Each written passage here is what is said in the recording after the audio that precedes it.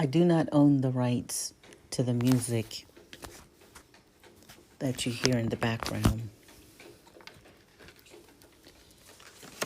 When I was 17, I graduated from high school, and the quote that I wrote on my yearbook page said, "As soon as you trust yourself, you will know how to live." At the time, all that I knew was that the quote was by someone whose name was Goethe. I since have learned that his entire name was Johann Wolfgang von Goethe. So I guess I can either view this one of two ways. Either at the age of 17, yes, I would say that I was very mature for my age. Me choosing the quote that I did, it did speak to me, and I would like to think that I have lived my life since that time with that thought and other thoughts that I've learned along my life's journey. So this reflection is coming about partly due to the fact that last year, 2020, would have been our 45th reunion. However, because of COVID, it was rescheduled until this year. I would say the other impetus would be that tonight, which is Monday, April 26, 2021, we have what's called a super pink moon in Scorpio. And this moon is supposed to be very intense and one of the more transformative supermoons of 2021. So what this moon represents is shifting of our realities, bringing about pure love, tapping into our passion and our dreams, as well letting go of what no longer serves you, be that past hurts, disappointments, etc. So when I looked up the entire name of the author, I came across this article, and it was on a blog, and the name of the blog was philosophyblog.com. And he wrote a blog about this exact quote. So I'm going to paraphrase one or two things that he said. He summed up the quote by saying, "Which path will get you to where you truly wish to go? When you trust yourself and answer honestly, then you will know." So I guess the point is, as one goes through life, and as I've gone through my life, the whole point was to become more familiar with who I am, who I was as a person at that time. Was I being true to who I thought I was? Now, certainly, at the age of 17, it can be submitted that your life is just beginning. I mean, your getting ready to go away to college, have new experiences, meet new people. If you're lucky, if you haven't had an opportunity to travel up to that point, maybe you travel. I did do a semester at American University in Washington, D.C., which was 180 degrees different than the college that I attended, which was Trinity College in Hartford, Connecticut. But it wasn't the first time that I had traveled because my father was in the military, and I had traveled throughout most of my formative years, including living in Germany. So all that to say, at the soon-to-be age of 64,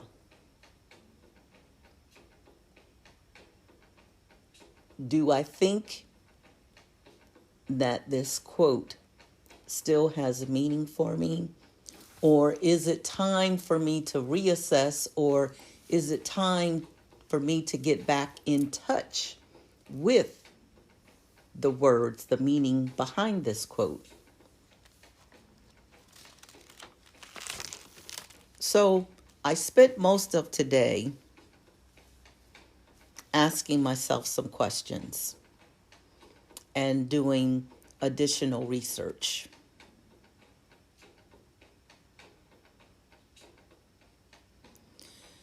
So part of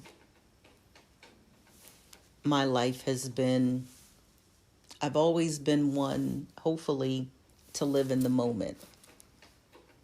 I've tried to have what I like to call adventures, and I think people that know me will indeed agree that I do have adventures. And by adventures, I just mean if I have an opportunity to travel or partake of an experience, be that an artistic experience, a cultural experience, if I have the time and the money to do so, I've done so. Because I learned at an early age that tomorrow is not promised to us. And while we hope we will live to get to elder status or a ripe age or riper age, the truth of the matter is that we die a little bit every day. So we owe it to ourselves to live our best life. Now, what is your best life, you might ask? That will be different for everybody. And that's what makes this whole retrospection fun for me. I've always journaled and written down my thoughts, my dreams, my hopes. And for the most part, I would say things that I have written down have come to fruition. So after a year or more of being in what I like to call a global timeout, people had an opportunity to really think about their life, the lives of those that are near and dear to them, and try to assess, because the world as we know it will never be the same, what kind of life, what type of person did you want to be moving forward? So, are you comfortable enough with yourself to know what indeed you truly want or desire? Are you, or have you sat with yourself, been quiet, been still, and listen to whatever comes to the forefront?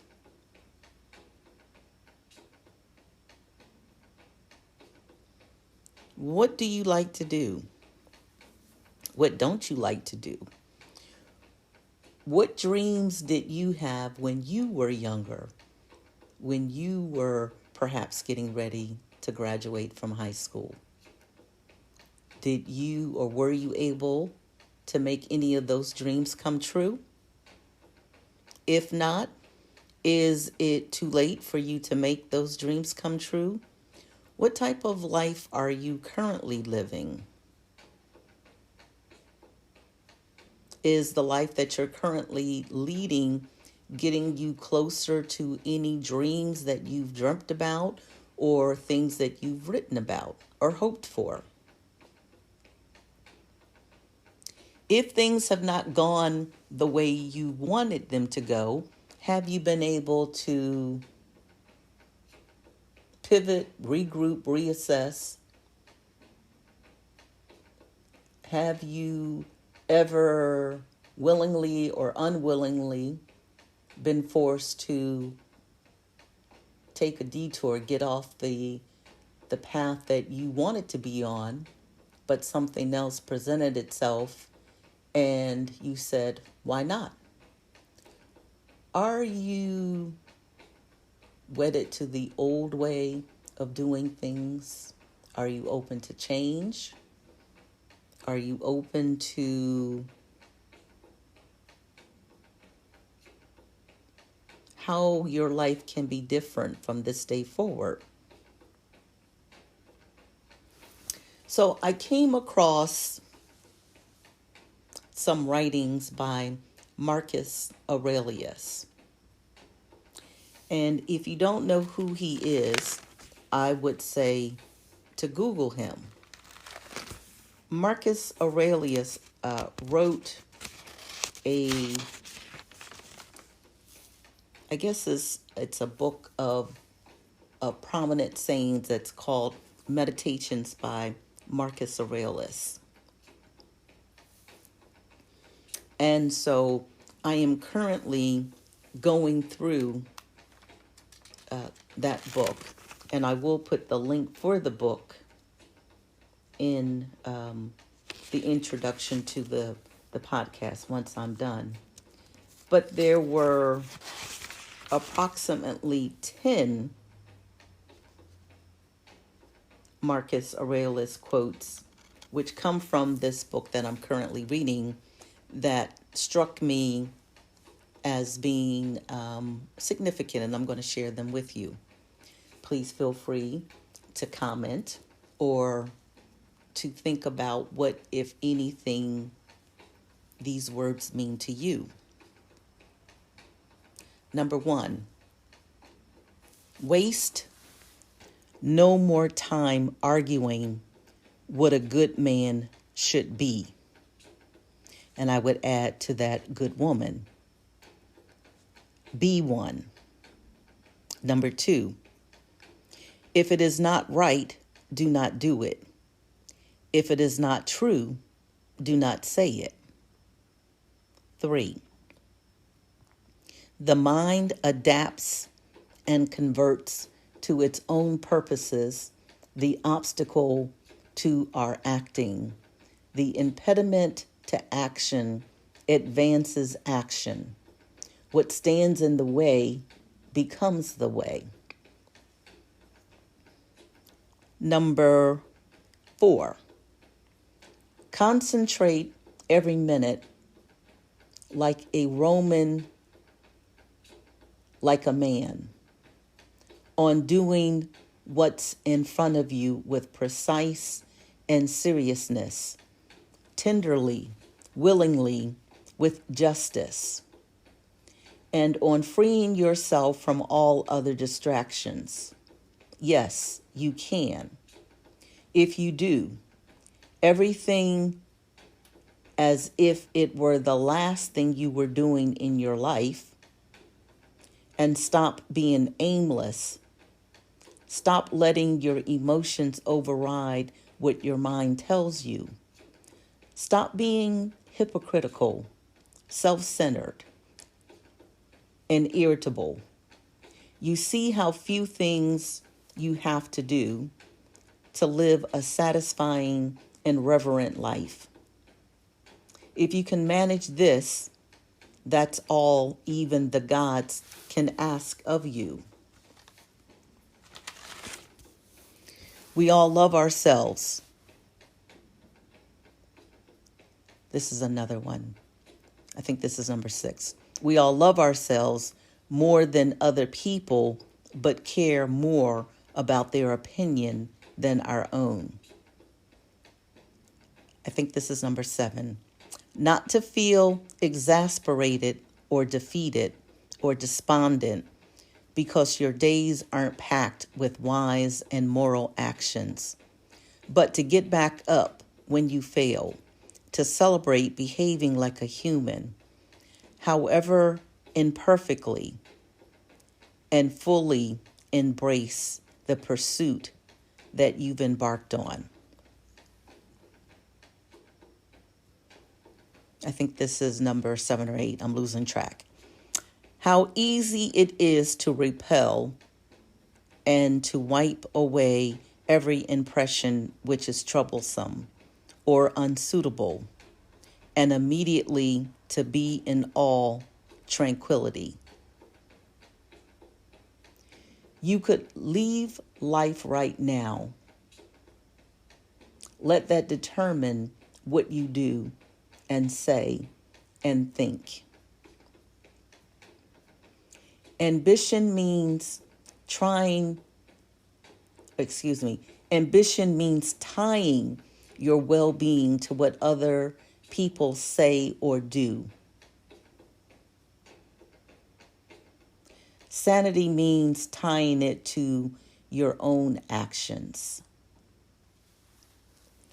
Discard your misconceptions. Stop being jerked like a puppet. Limit yourself to the present.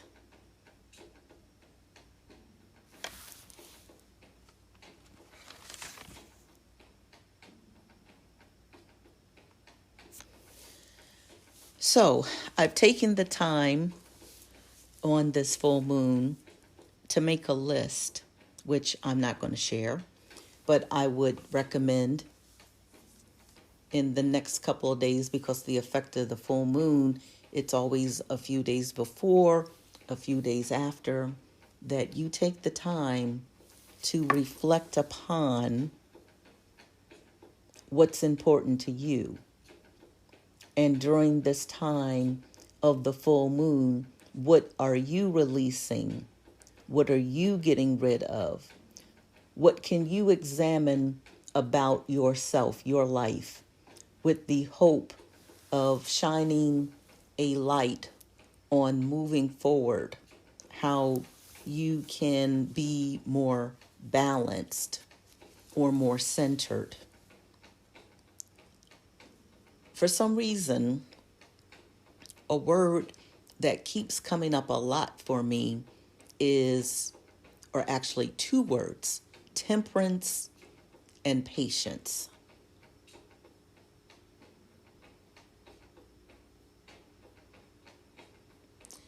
I should look up in Webster's dictionary what those 2 words mean. Temperance and patience. In summation, we are all here to do something. If you're lucky, you figure out what it is you would love to do and you do it. For most people, however, that is not reality. Most people either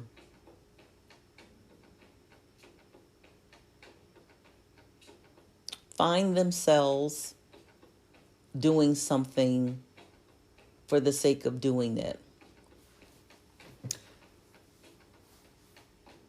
I would like to say, however, that I've been pretty lucky. I've been blessed that I've been able to live my life doing some of what I like, some of what I love. But now, hopefully, I have the time to focus, as I've spent a considerable amount of time figuring out what's important to me, and taking the necessary steps to manifest what I would like the rest of my life to look like. It's good, I think, sometimes to look back, and me deciding to pull out my high school yearbook in anticipation of my 45th reunion taking place in the 46th year was an excellent time to reflect upon the words that I wrote,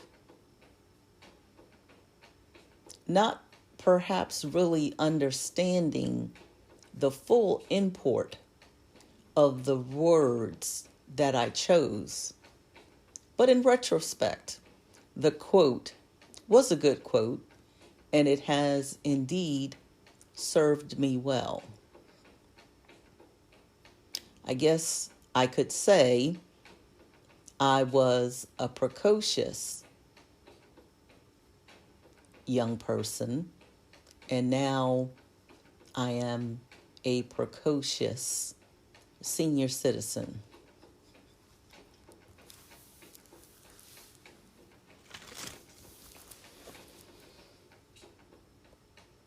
Namaste, and I'll just let a few more minutes of the music play in the background.